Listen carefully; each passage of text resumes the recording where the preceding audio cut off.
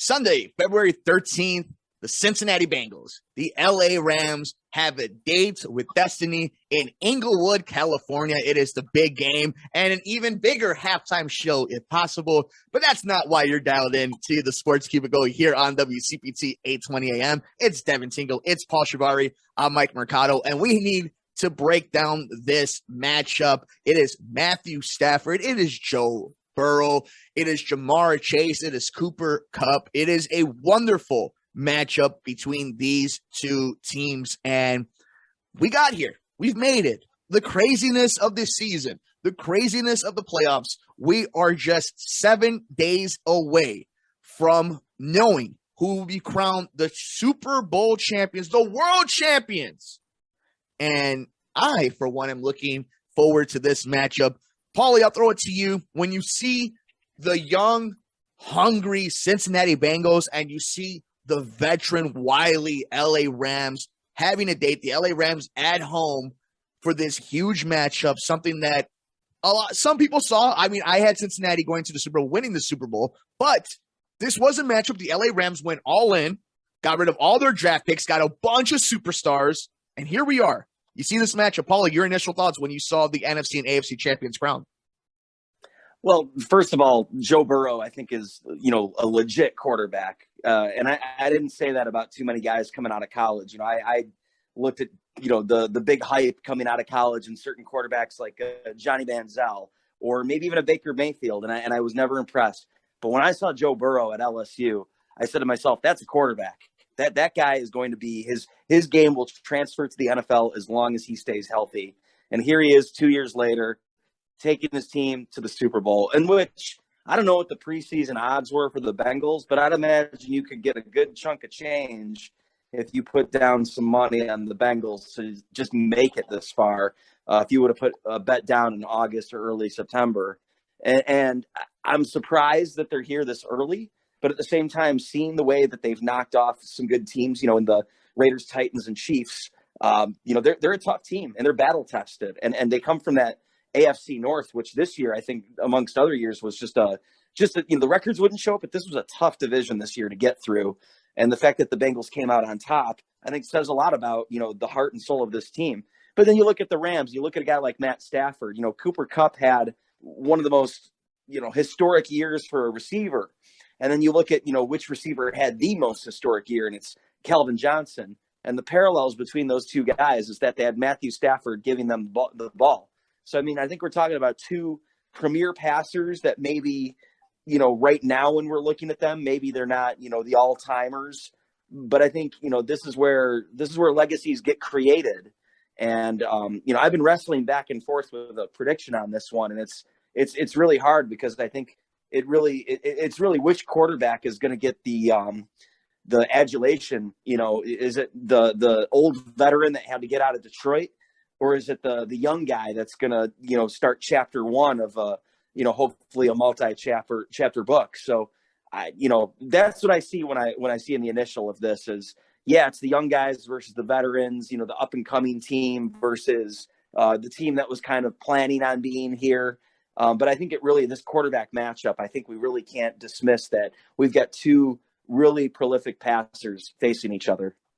Devin, you see two teams who are completely the opposite of the Chicago Bears, and that is how you get to a Super Bowl. Paulie put it perfectly. Joe Burrow just looks, seems, feels different, and you can see it when you're a team like Miami with Tua, who is a nice quarterback, but the difference, and even between Justin Herbert. So when the Bengals were crowned AFC champions, when the LA Rams were crowned NFC champions, your initial thought knowing that these two teams are going to meet in Inglewood for the big prize? Let's see. Watching those games at first, I thought both teams were going to lose because that's how it started. Both these teams, it's like these are both teams that had a comeback here. So it's like it'll be very interesting to see if they go into anything other than a tie, really going into the fourth quarter, especially here. But I gotta say, it's definitely different because, it's always nice to see different teams here. You see your Patriots, your Steelers, your 49ers. It's just nice to see something different. The Bengals and the Rams, like if you said last year, this is your Super Bowl team, I think most people, your big game, I'm sorry, most people would laugh at you in your face here. So it's definitely very nice here. that we got two different teams, and we got a young quarterback and a veteran who's been just in a wrong place for so many years at the wrong time here. It'll be very interesting to see how, the young buck goes against the old timer here. And I think that's what's going to come down to here. It's going to be a shootout here, really. Well, we all know it's going to come down to Evan McPherson kicking a field goal for the Bengals to win, because that's just how these playoffs and this championship will be decided. What's funny in the NFL and in all sports is that we're here at this moment. And as we're breaking it down, we're 7 days away from it as of the episode being on WCPT 8:20 a.m. here on the Sports Cubicle. But if you're watching us on the digital format when we were able to have this conversation, the excitement is building because there's so much to be excited for. And this is where I think you could bring in the Chicago Bears and just how far they are from this moment. What is it that makes LA and Cincinnati here at this moment? What was it? It's explosiveness. It's special players in special positions.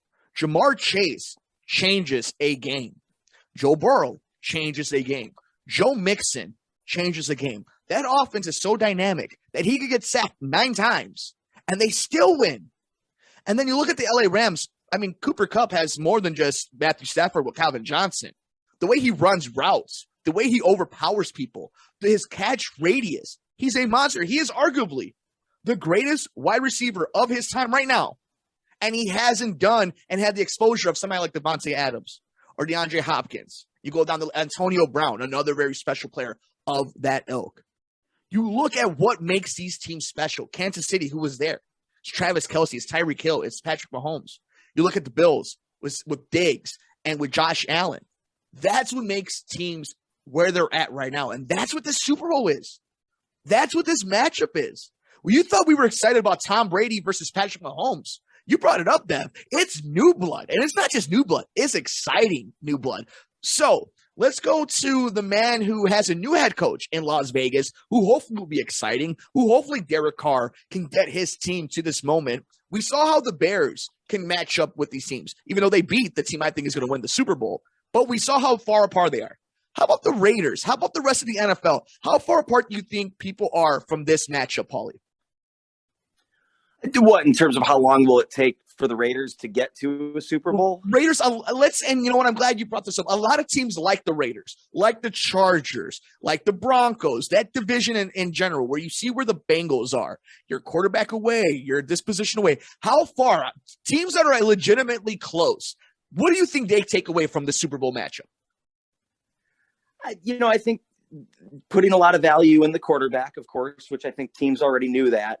But and then willing to overhaul your roster if you need to. And I think, for each side we could paint to, the Rams going all in, like you were saying, sacrificing draft picks to get here. That's one strategy. But then you have the Bengals, where they had to be the worst team in the NFL in order to draft Joe Burrow. And then, they see what they've got in Joe Burrow in his rookie year. But instead of providing offensive line protection that was desperately needed, they went and got his receiver from LSU, that relationship, that rapport. And that, ties it back to what I was saying about Matthew Stafford and Cooper Kupp. I think there's a lot of value in a great quarterback and wide receiver relationship. I always bring it back to Joe Montana and Jerry Rice, two of the all-time greats, arguably the greatest at their position. But who made who better? And that's a hard debate, because I think when it's all said and done, it's like, well, they just needed each other. It's like, Young could have made Rice good, and he did. And Montana could make other receivers good, like John Taylor. But it's just when these two got together, they brought out the best in each other. So I think putting the value on a relationship between a quarterback and a wide receiver, and maybe trusting the personnel that you've got, you can draft the best offensive lineman, but he might get hurt. And then what?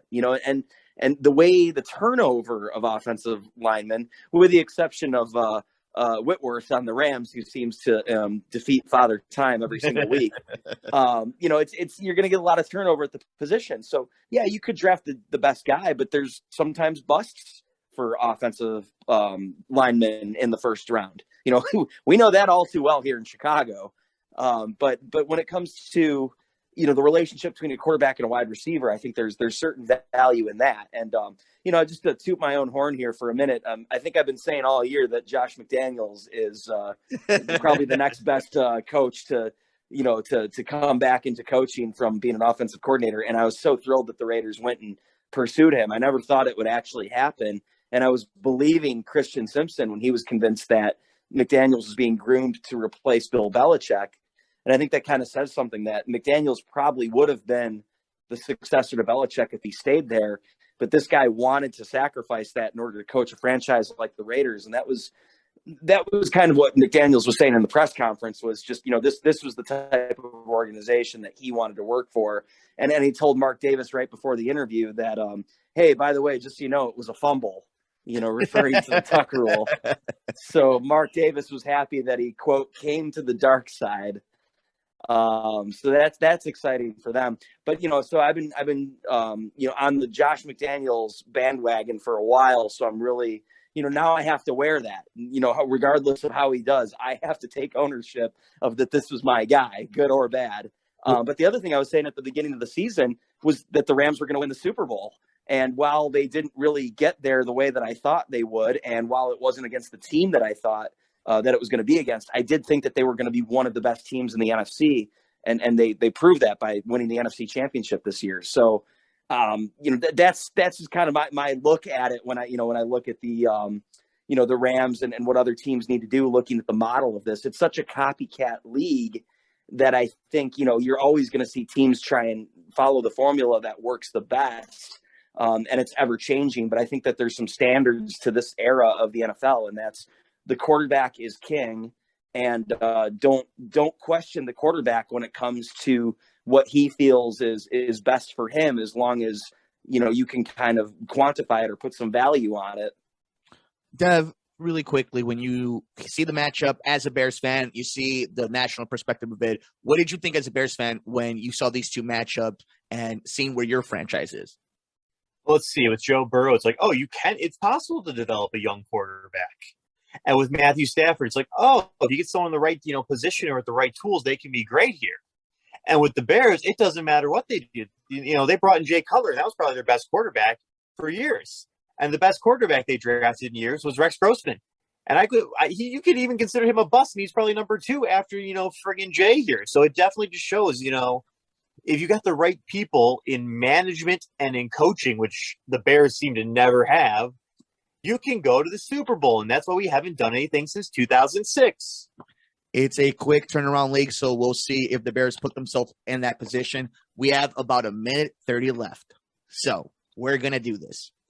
If you are following us here on WCPT 9 to 10, we suggest you check us out digitally over at youtube.com/Mercado Airwaves Network and the podcast network over at Mercado Airwaves Network, along with the ROKU network over at the Rewind Sports 60, the Roku app, because the guesses might change, injuries might happen, whatnot, but we're predicting the Super Bowl right now, the big game. So decisive, precisive, do it, be about it. Let's make our picks. I have the Cincinnati Bengals beating the LA Rams 27-24. Paulie?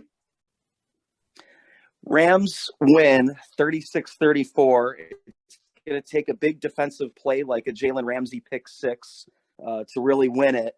And I say that because I got the preseason prediction right of baseball this year. And I made a prediction with the Rams, so I'm sticking with them. But I'm fully aware that after this game, when it's all said and done and it's in the history books and we have the benefit of hindsight, and maybe when we look down the road 10, 20 years from now and we're looking back at this, that it's like, dude, how could you not think that Joe Burrow, one of the greatest quarterbacks of all time, wasn't going to win that Super Bowl? So I'm fully aware that my prediction could be very inaccurate, but I got to stick with the Rams on this one. I think there's just a lot of weapons there. I think they've outlasted some good teams, and it's probably the strongest defense that the Bengals are going to face all postseason. Devin, Bring the heat. Who wins the big game? The Bengals or the Rams? It's going to be tied in the fourth quarter, 21-21. 21-21. Last 2 minutes, field goal, Bengals win. 24-21. Bengals win, and Harambe's ghost emerges from the field to celebrate with the Bengals. and all is right with the world again because it's all gone downhill since 2016, and his ghost has been cursing the world since. Except for when the Cubs won the World Series. But who's going to win the big game? We will find out. Let us know your thoughts over on Twitter at Sports Cubicle TV. Make sure you stay with us over at the Rewind Sports 60 and, of course, Mercado Airwaves Network. And anything breaks on the big game. It's been a fun segment. It's been a fun time. It's Devin Tingle. It's Paul Chivari. The marvelous one, Dan Marver. I'm Mike Mercado.